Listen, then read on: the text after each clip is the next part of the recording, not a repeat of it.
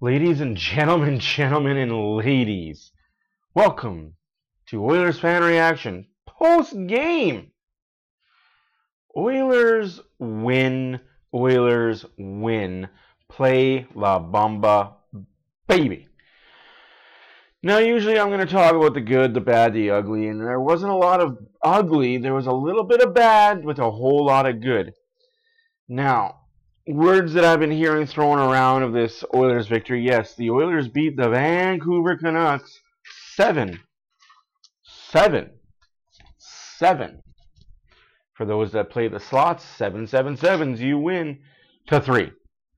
7-2, but late power play goal. Again, Oilers give up a power play goal. They were better. The PK was better. The power play was better. The offense was better. Bigger, better. Defense, still mid-grade. Offense, better. Goaltending, better. Now, I'm going to tell you the score was 3-0 Edmonton. I'm going to tell you the score was 3-2 Edmonton after 2. I'm going to tell you the Oilers scored 4 goals in the third period. I'm going to tell you that in all those goals, you're not going to hear McDavid, you're not going to hear Draisaitl, you're not going to hear Hopkins, and you're not going to hear Hyman more than once or twice.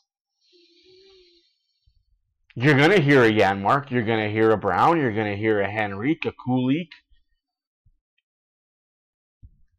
Emberson even, Arvidsson. In total, 13 Oiler players got on the score sheet last night. 13. Now, saying that, you're going to think, oh, well, the Oilers bruised them, the Oilers abused them, the Oilers destroyed them, they embarrassed them. It was a convincing win. Knock it all off. Knock that off. It was not. It wasn't a good win.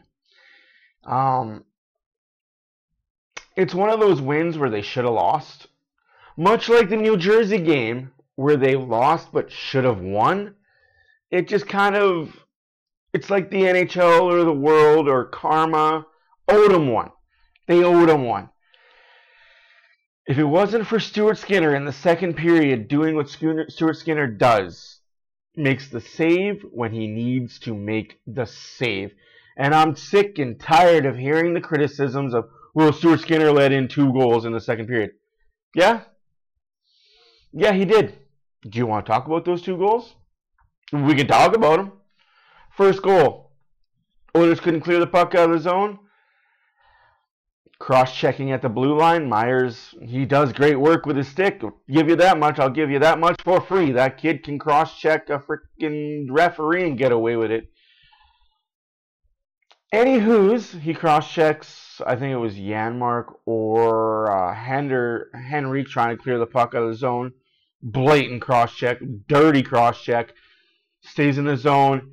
And Pettersson tips the puck in. Nothing a goalie can do when you tip the puck, literally. I'm not talking figuratively. I am talking literally. What, 5 feet from the net? Tell me a goalie that's going to stop that great tip by a great player. Make no bones about it. Elias Pettersson's a good player. Anywho's, we move along. Janmark makes a poor decision. I really wish I had my my small little whiteboard because I'd be able to show you guys. Actually, give me half a second. I think I got it here somewhere.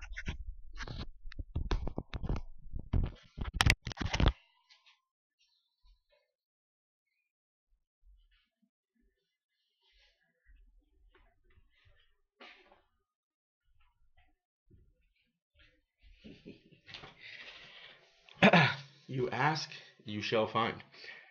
All right. So we're going to be the Oilers in orange because that's what we're going to be today. So Janmark had the puck here. Janmark there. Oiler player there. Oiler player way out there. Oiler player was over here. And there was an Oiler player over here. So you see all those orange dots? That's where all the Oilers players were. Those are all the Oilers players. Now, we are going to represent bing, bang, boom. The blue dots with the Vancouver Canucks players. We got a blue dot here, one blue dot there, and a blue dot over there. So we got Vancouver Canucks players, blue dots. You see how there's 2 blue dots over here by my fingers? Following? Now you gotta get it good understood. Now, Janmark could have taken the puck, reversed it. He could have skated it out the zone, could have kind of made a suicide pass to his other defenseman that would have eventually made it out of zone, or he could have just skated it, got out of danger, held it. No, what he does is he rifles it up the boards here. You see where he put it? He put it there. There's 2 Vancouver Canucks players before that puck gets to an Oilers player way out by the red line almost. So Vancouver player picks it up, keeps it in the zone. They pass the puck around for 30 seconds, and wham, bam, Bob's your uncle. This Vancouver Canucks player, that guy right there, he scores. Because he's allowed to take a clapper from the circle. Now, for all you muffins out there that think, oh, well, Skinner should have had it, he wasn't screened, that was a one-on-one opportunity, you go stand in net. You go play net. Tell me, let somebody take that shot from that close that has a shot like Hronek, and you tell me, with players on the ice, not just you one-on-one with him, because that's not the case at all. With the craziness that's going on, because as a goalie, you got to think backdoor. You got to think he's going to take the shot. I got to square up. You got to think a bounce is going to happen. You're thinking a million things at once.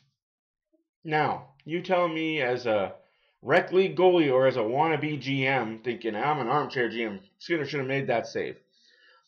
Okay, you tell me 9, you make that save.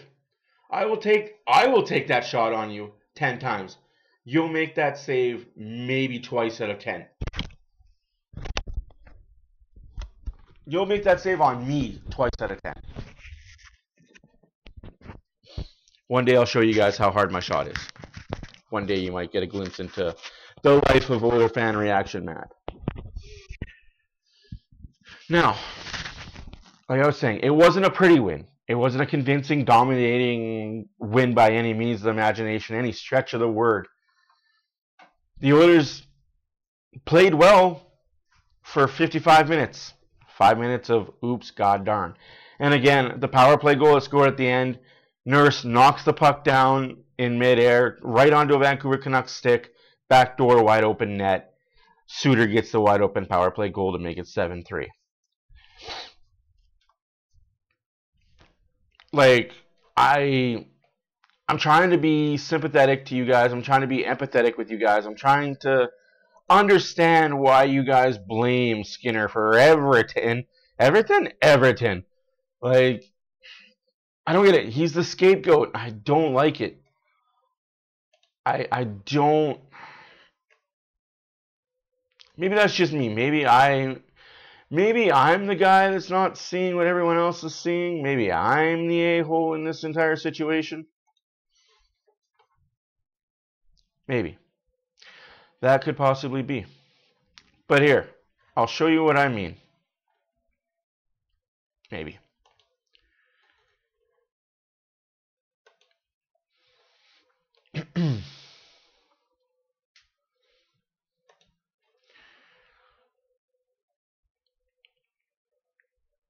We're going to go with the first period goal. Leon Draisaitl scores, assisted from Hyman and McDavid.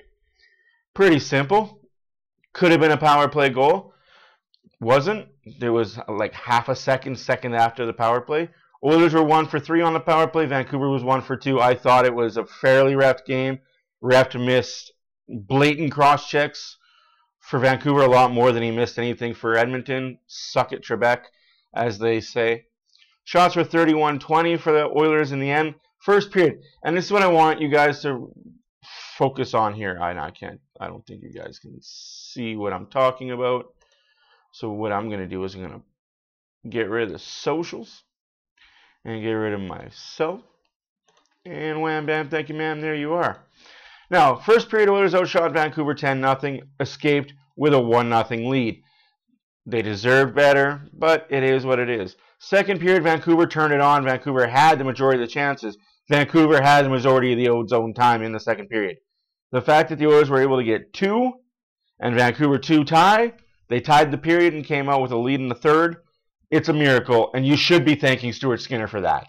But we don't, because we just see that he had a less than .900 save percentage. But hey, that's neither here nor there. Third period is where the Oilers picked it up again. They ramped it up again, and they outshot them 16-6. Thus, they scored 4 goals in the third period. Sheloffs came in to save the day for Vancouver. Otherwise, it would have been ugly. Hits were 34-10. Block shots were 11-8. Giveaways 19 for the Oilers, 13 for Vancouver. Takeaways 4 for Vancouver, 3 for Edmonton. Next game against Vancouver is January 18th in Vancouver. I'm not going to go through and show you the goals. Arvidsson from Draisaitl and Kulak. Pettersson from DeBrusk. Philippe Hornick. Third period, Connor Brown, Connor McDavid, Henrique and Janmark, Hyman and Hopkins, Kulak, McDavid and Emberson, Brown and Janmark. Now I'm going to highlight a Janmark right quick. Guys, you know what happened last night with Janmark? You guys all know, right? Well, if you don't know, now you're about to know. The guy has hit .200 of his NHL career. Huge shout out to Matthias Janmark and point career 200. Can't be, not too shabby.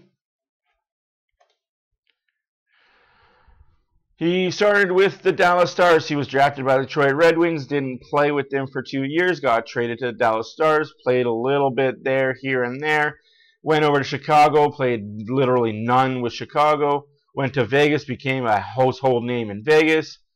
We picked him up, and he's been a mainstay in our lineup ever since. Bottom line guy, but 200 points in just under 600 games. I think it's like 500.5 games, 550 or 560 something. But like I said, congratulations to Janmark. My 3 stars of the night were Skinner, McDavid, and we're going to go Brown. 2 goals, could have got the Hattie. Coulda, shoulda, woulda, right? We got one more housekeeping business to take care of. Oh, the housekeeping we do. As we have become accustomed to showing for Oilers Fan Reaction, Lubo and his stats. I love doing this because Lubo does put in a lot of work. And he lets us know throughout the streams. So if you guys haven't seen the streams, please check those out. Because those are fun. Our streams are fun. They're not for everyone, but our streams are fun. Now, yeah, good to know. I don't care. So here we are. Here's Lubo and his stats. And yes, you get a glimpse into the page here. Ooh, where'd that go? Here you are here. Edmonton was at Vancouver. 9th, 7-3 win. Top 3, Connor Brown, Matthias Janmark, and Connor McDavid. I had not looked at this till just like 5 minutes ago. And I already had my 3 stars written down on my piece of paper from after the game. 15:01 of time for Brown. 22:0. 1-4-6-5. Third game in a row being the Oilers' top 2 player of the game. Connor Brown, top 2 player for the Oilers. Is that good? Is that bad? He's a bottom 6 guy. Is that bad that a bottom 6 guy is outperforming Hopkins, a Hymans? I don't know. Time will tell. Matthias Janmark had 12 minutes and 53 seconds at a 15.5 production rating, 1.20. Connor McDavid was a 19.56 on ice with a 22.25. Of course, with his 1 goal and 2 assists. Of course, he's going to get on there, right? So, you tell me.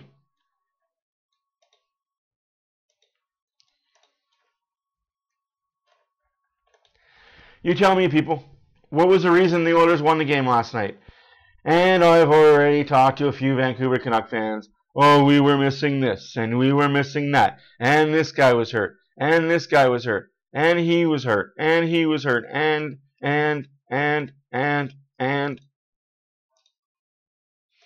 Oh, we played 3 games in 6 nights. We did this California trip. We had back-to-back. You played San Jose, Anaheim, and LA. Yeah, you can mollywop San Jose with your AHL team. You can mollywop Anaheim with your AHL team. Don't give me that crap. Oh, we're missing. You guys get mad that we Oilers fans use excuses. Well, we were without this guy, and this guy was hurt, and we've been traveling like... Don't tell us that we're whiny babies when we're giving you facts, and then use those same whininess towards when Vancouver got whooped on. And score, Vancouver got whooped on 7-3, but if you watched the game and you paid attention to the game, the score was closer than it was. Much like the Jersey Devil game, 3-0, the Oilers had every right to win that game, but didn't. So we move on to the Islanders on Tuesday, and then Nashville on Thursday. And then we're on the East Coast trip, Montreal, Toronto, and Ottawa. Not in that order. We got Toronto first, obviously, on Hockey Night in Canada, 5 o'clock. In Toronto, then a back-to-back Montreal, Ottawa. That'll be fun. All 5 o'clocks. Mountain time. So yeah, let me know what you guys think. Do you guys think Stuart Skinner deserves a little bit of credit? Yes, the offense woke up. Yes, the power play scored 1. Yes, the PK was 50%, so they're 500% for the game. Yes, a lot of things came together. 13 players got points. But still... At the end of the game, Stuart Skinner smashing his stick on the goalpost should tell you all need to know about how the game actually went as compared to how the game is. Numbers can lie. Numbers can be deceiving. Do I think that this is a one and done and the Oilers aren't going to continue building on this? No. I think the Oilers now have blocks in place that they can build off of and go back to and be like, hey, remember how we did this in Vancouver? We did the little things right for the majority of the game. Let's get back to that. Any whoosies, my name is Matt for Oilers Fan Reaction. Please don't forget to push the subscribe button, push the like button, leave a comment or two. Let me know if I'm nuts, if I'm out to lunch, or if I'm actually accurate. I think I'm pretty truthful. I think the Oilers got lucky to get 2 points out of Vancouver. But we'll see what Tuesday brings. Till next time, go Oilers go. And before I leave you, gotta do it, people. Gotta do it.